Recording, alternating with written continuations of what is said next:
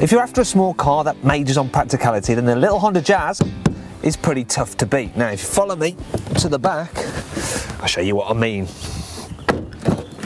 The doors open nice and wide, which makes it very easy to get in, and there's plenty of space back here too for adults. Look, lots of knee room and headroom, but the best bit is the seating system, which is so clever, you can actually operate it with one hand behind your back.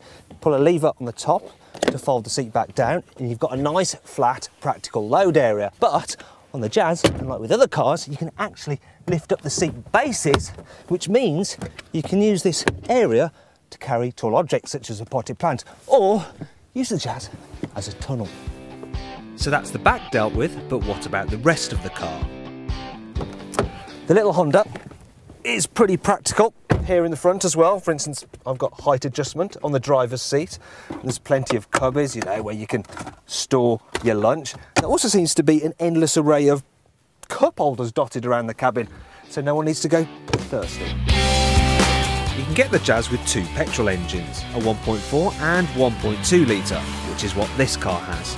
As with most Honda engines, this unit's pretty sweet, it revs really freely, and there's even a little shift indicator light there on the rev counter, which tells you when to change gear to maximise your efficiency.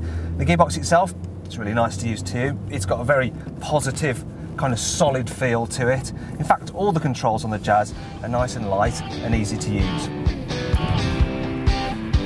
Another thing that's good about the Jazz is that it feels very light and airy inside.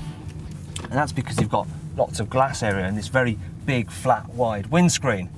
And that brings us on to the downsides, because the trade-off is that you've got this really big, fat A-pillar, and that means that when you're at a junction like this, you've got this blind spot, which means it's pretty tricky when you're pulling out. Other bad points include the fact that at higher speeds, the Jazz can be a little bit noisy inside. Also, the suspension is a little bit kind of firm and jittery. It never seems to settle, which means that it's not actually as comfortable as you'd think. There isn't a trade-off in terms of sporty handling though, because while the Jazz is competent, you'd hardly describe it as fun.